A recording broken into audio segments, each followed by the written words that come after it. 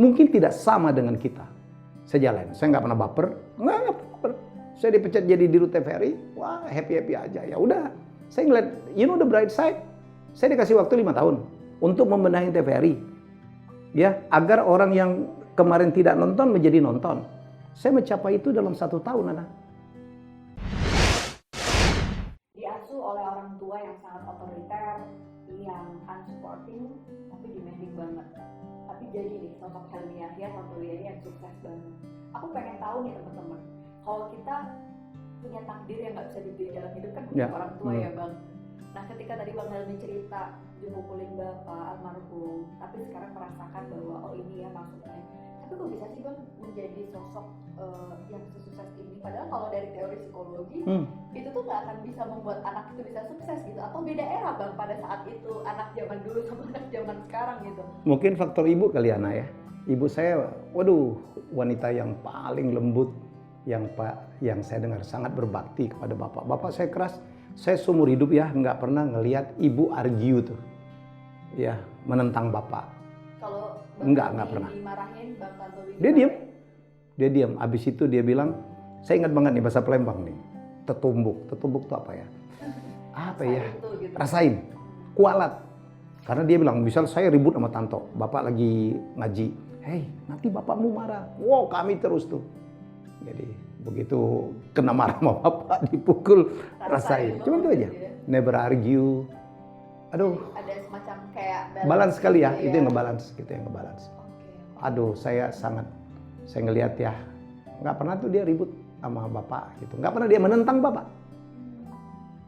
nggak pernah menentang, ya. Atau bilang tuh bapak mau begitu tuh, nggak pernah. Ketika bapak nggak ada tuh Bang, terus sebenarnya kan sempat nyesel ya, mungkin proses pendewasaan juga gitu ya. Dulu waktu marah sama bapak ya, namanya masih ABG ya Bang, masih labil gitu kan. Terus begitu pada tahap Bang Helmy sekarang gaspol gitu ya, apa sih reason terkuatnya Bang? Ketika almarhum dan almarhumah udah nggak ada gitu, tapi apa the big why yang menjadikan sosok Bang Helmy ini pengen proving ke siapa sih Bang? Jadi saya dengan Tanto itu adalah orang yang self motivated.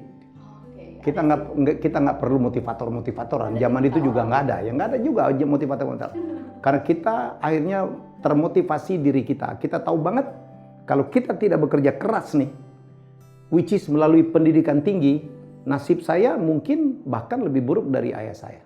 Dan saya nggak mau anak saya menjadi seperti saya waktu itu gitu. Sulit anak. Jadi alasannya justru ketika Bang Helmy jadi ayah, Bang Helmy pengen menjadikan anak Bang Helmy jangan sampai merasakan apa yang Bang Helmy susah. Oh iya, itu juga salah itu. Iya. Saya mungkin mendidik anak itu nggak sebaik ayah saya gitu. karena anak saya kan nggak tega. Jadi ada begitunya. Tapi alhamdulillah ya anak saya 4, 3 udah jadi lah ya. I am so proud of them. Viral juga kan kemarin Bang. Oh iya, yang nomor 3 dan prestasi itu. Yang nomor 2 udah bekerja, yang nomor 1 udah bekerja. Thanks God, mereka selamat lah ya. Nggak narkoba, nggak free, pergaulan yang bebas-bebas gitu. Dan sekarang mereka bersama saya semua. Saya tinggal yang kecil aja, Azura, kelas 3 SMP, yang ya lucu juga, masih ada yang disuruh-suruh di rumah gitu. Masih ada diajak-ajak gitu. Nah, tapi sesulit apa sih Bang saat itu gitu? Supaya waktu kecil? Wah, sulit banget anak, bayangin. Sulit banget. Jadi telur itu ya, dikocok 1 telur itu dibagi 6, dibagi 8. Gila. Nggak ada baju baru. Kayak cita-cita di TV itu nyata. Nyata. Lebih gila dari itu kali. Dan saya celakanya waktu itu masuk ke sekolah favorit, SMA Negeri 1 Palembang. Iya, anak gubernur, anak direktur, anak pengusaha. Saya anak pedagang kaki 5, sepatu jebol. Mana ada cewek yang mau dengan abangmu ini? Mana ada? Sekarang nyesel tuh yang dolak-dolak. Tapi Bang Helmy, aku penasaran loh. Seorang Helmy Yahya ini nggak berhasil. Dengan tangan dinginnya selalu terlihat ya Bang ya. Karena aku juga baru ngobrol sama Bang Helmy 1-2 kali ini gitu kan. Apa kegagalan terbesar yang Bang Helmy pernah temui dalam hidup? Banyak lah. Yang paling kerasa banget apa Bang? Ya saya gagal rumah tangga saya yang pertama gitu. Yang saya pikir ya saya harus merasa apapun terjadi ya ada andil di saya juga ya.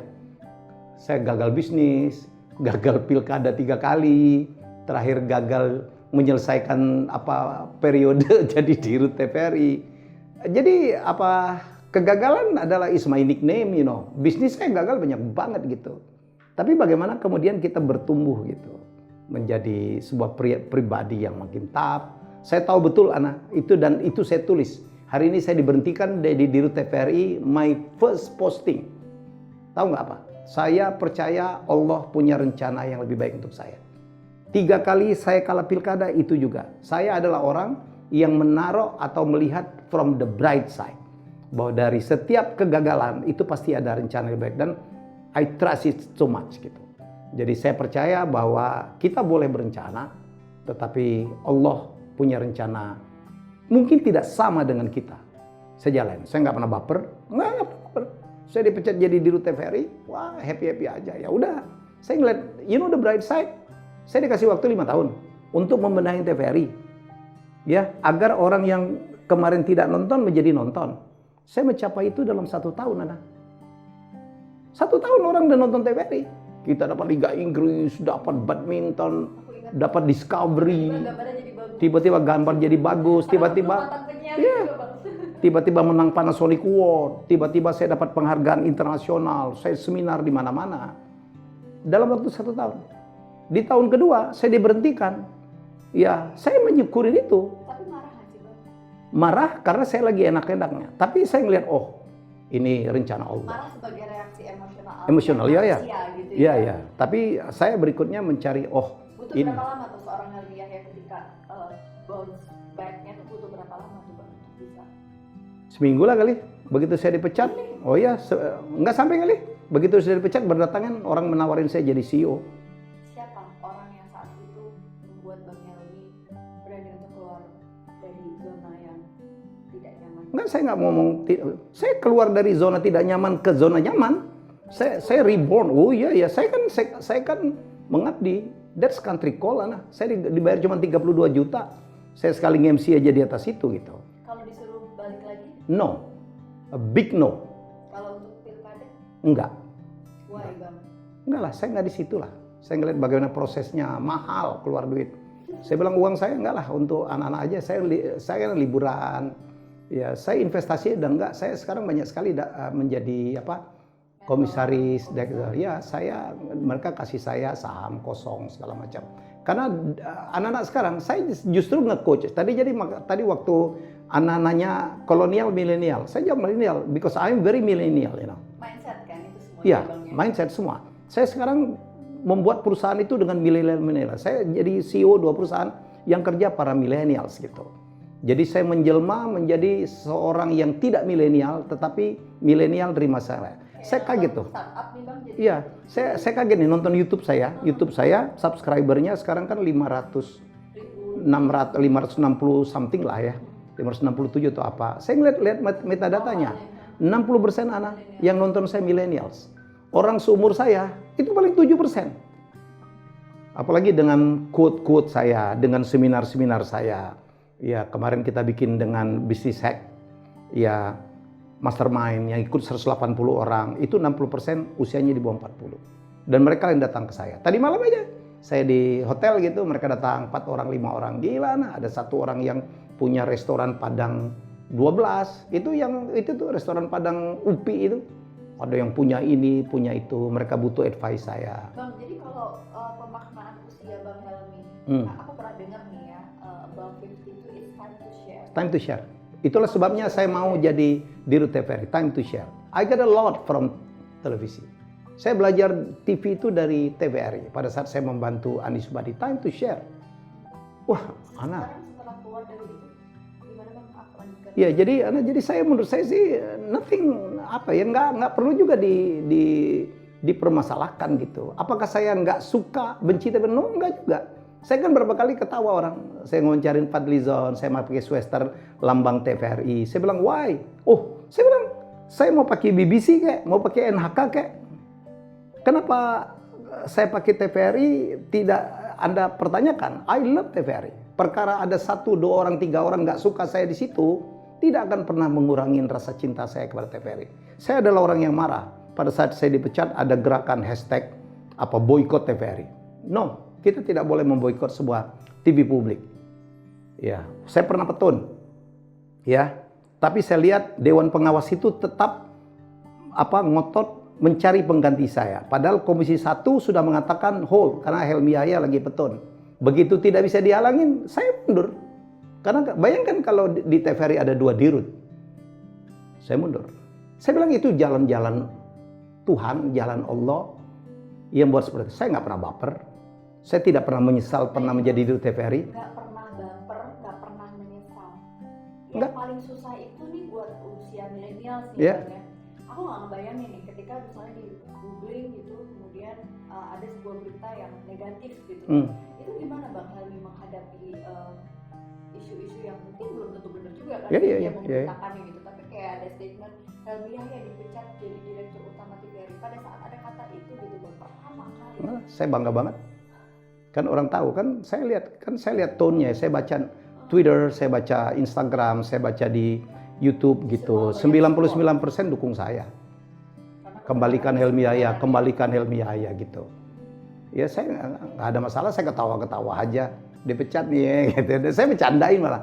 Saya diberhentikan dengan hormat, Ana. Yes. Kalau dengan hormat itu suamimu kan orang ngerti hukum. Diberhentikan dengan hormat itu artinya tidak ada kesalahan yang saya lakukan. Dan orang melihat hasil kerja saya, sudahlah. Kalau nggak mungkin lah. Saya rezeki saya, seminar saya penuh. Karena kita punya kesalahan. Oh iya. Saya bilang integritas itu nomor 1. Karena saya adalah ketua Ikatan Alumni STAN. Ya. Dan saya harus memberikan kebanggaan kepada anak-anak dan istri saya. Dan cucu saya. Cucu saya udah 3 nih. Tapi kalau mau ngadu milenial, ayo berani kita. Aduh seru banget ya ngobrol sama Kamu mestinya 2 episode, 3 episode. Iya nih kayaknya ya. Ini mungkin terakhir nih aku pengen kalau kita lihat tuh seorang Helmi ini punya satu tujuan yang sangat clear, visionary banget. Iya. Dan itu ternyata dari pola asuh dan pengalaman Bang Helmi Journey, sudah ya. dibesarkan dari journey-nya. Lalu kemudian ada satu passion yang memang membuat Bang Helmi itu ada di titik ini, yaitu tadi belajar ya kayaknya. Iya.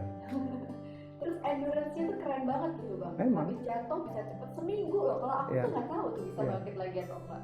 Apa yang pengen Bang Helmi katakan kepada teman-teman untuk bisa belajar dari cerita sukses dan gagal seorang Helmi Yahya? Ya, dalam hidup kita harus menikmatin ya, sukses dan gagal. Menikmatin sukses mah gampang, tapi juga tidak gampang. Banyak orang karena sukses itu menjadi tergelincir, menjadi sombong, menjadi ponga, menjadi berhenti belajar. Sebenarnya kalau mau belajar banyak itu ada pada saat cerita gagal, pada saat kita gagal. Saya gagal berkali-kali. Di setiap kegagalan saya tahu, saya itu aja tonnya.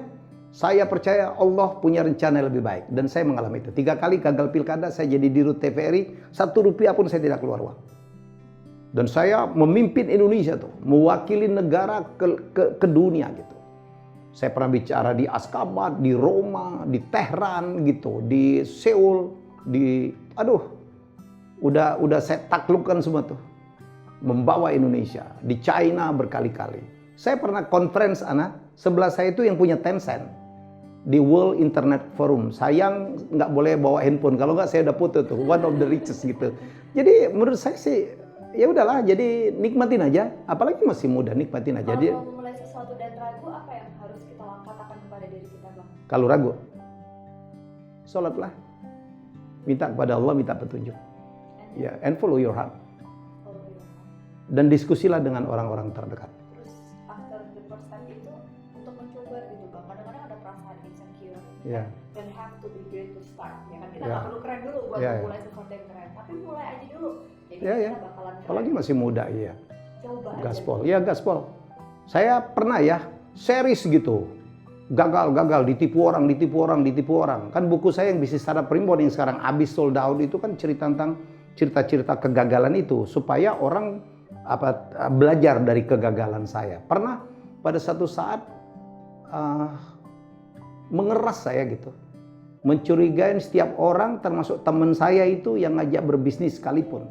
Wah, ini mau nipu lagi nih.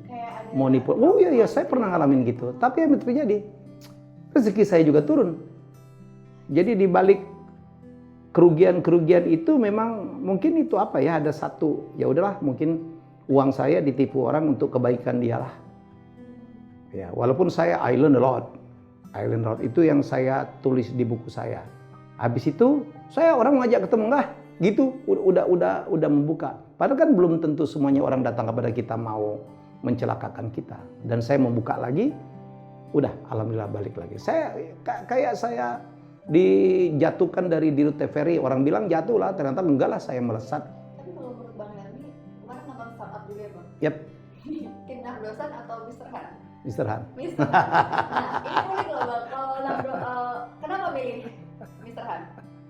Saya pokoknya gimana ya, saya tuh Milenial banget, milenial. nonton loh startup. Itulah saya Kenapa Mr. Han? Karena ada kemiripan tentang kerja keras. ya dan kerja etos keras. ya. Yes.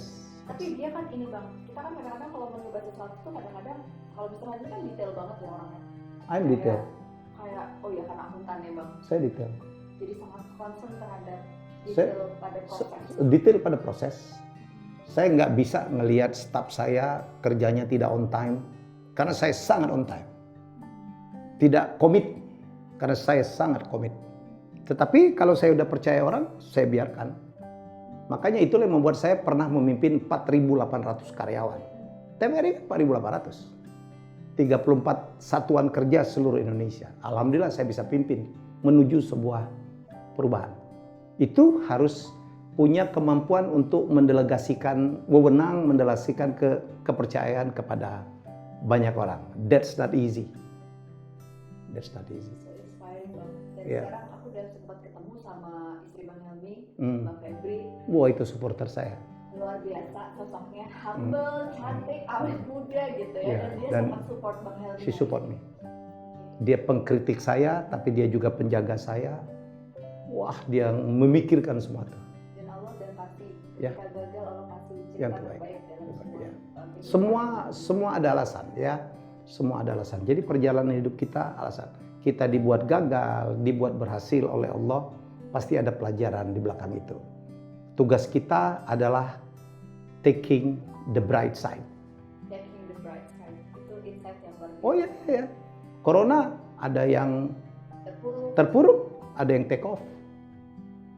Itu bagaimana kita Iya, pedagang ikan cupang, Iya, tanaman, daun-daun, gitu janda ya. bolong gitu. Termasuk YouTuber. YouTuber gitu. Semua orang jadi nonton YouTube ya Bang. YouTube ya karena mereka di rumah. Di Jadi rumah. seseorang bagaimana kalau setiap ada fenomena melihatnya dari segi mana sih? Iya, benar. Ya, sebuah bencana pun kadang-kadang di belakangnya ada sebuah peluang. Terobosan besar apa Iya. yang bisa kita lakukan? Ya, orang yang sukses itu adalah orang yang bisa melihat peluang dari fenomena apapun. Oke, difficulties are the new opportunity. Yes, exactly. Dan itu adalah sebuah quotes yang menutup sesi obrolan kita barengan sama Helmi Yaya hari ini. Boleh applause dulu dong pemirsa. Keren banget. Bang Helmi, thank you banget buat insight-nya. Makasih. Semoga ini ditonton oleh semua anak muda di Indonesia. Amin. Tuh guys, kalau kamu masih mengeluh gara-gara mungkin ada yang nyinyirin di Instagram, di TikTok, perjalanan Aduh. hidup kamu kurang jauh ya.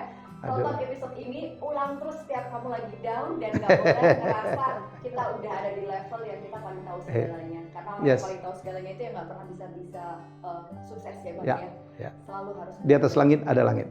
Dan thank you Bang. Thank you. So humble banget bisa hadir. Terima kasih kaosnya. Yes. Ini thank you. ini dibawa pulang nggak? Iya lah, nanti bawa lagi ya. Kirain habis itu dicopot-copot gitu. Kamu bisa beli guys di Kemal and Blair, cari Instagramnya, promosi di analisa ya. Makasih banyak teman-teman semuanya yang udah nonton. Kalau kamu suka sama episode ini, kamu share sebanyak-banyaknya, subscribe and like konten ini. Dan thank you banget ya yang selalu support Analisa Channel. Kita akan selalu kasih inspirasi di setiap episodenya. Assalamualaikum warahmatullahi wabarakatuh. Waalaikumsalam.